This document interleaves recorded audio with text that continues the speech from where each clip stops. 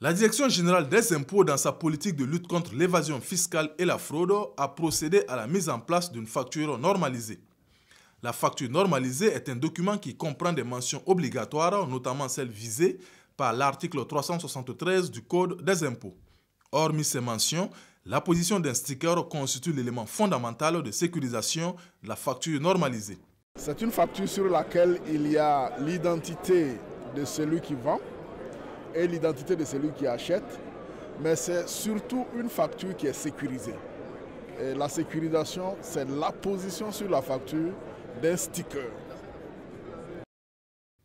La fonction du sticker est d'identifier, de tracer et d'authentifier chaque facture émise de façon individuelle. Cette cérémonie consacre la mise en œuvre effective de cet outil de sécurisation des transactions commerciales. En sécurisant les factures, les entreprises citoyennes, leurs factures en tout cas ne vont plus être, on va dire, fraudées, délivrées parallèlement. Mais c'est aussi pour l'État de sécuriser les rentrées fiscales. Donc, parce que vous comprendrez très bien que ceux qui délivrent parallèlement des factures là, ce n'est pas pour reverser des impôts.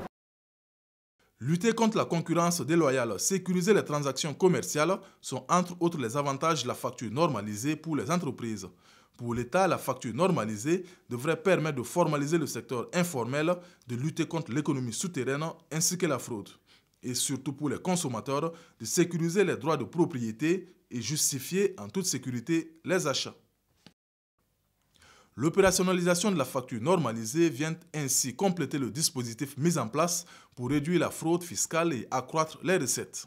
C'est un chantier important et on l'a expliqué tout à l'heure, ça nous permet de sortir de tous les circuits, progressivement en tout cas, informels, et de mieux maîtriser les potentialités au niveau des recettes fiscales. Donc ça réduit la fraude et ça nous met dans un cadre plus conforme à la modernité.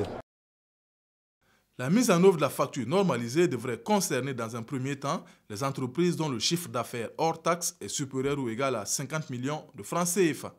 La Chambre de commerce et d'industrie de Burkina s'engage à accompagner la Direction générale des impôts dans la mise en œuvre de la facture normalisée pour que l'ensemble des acteurs du monde des affaires s'approprient cet outil. Un nouvel outil vient d'être mis en place pour nous aider à moderniser nos affaires. Comme toute innovation, il va susciter de la méfiance au départ, mais je voudrais vous rassurer que cet outil ne vient pas pour entraver la bonne marche de nos affaires. C'est un outil déjà en vigueur depuis plusieurs années dans notre espace IMOA et qui a fait ses preuves dans les pays voisins. La mise en place de la facture normalisée marque ainsi un pas de plus vers la modernisation de notre économie.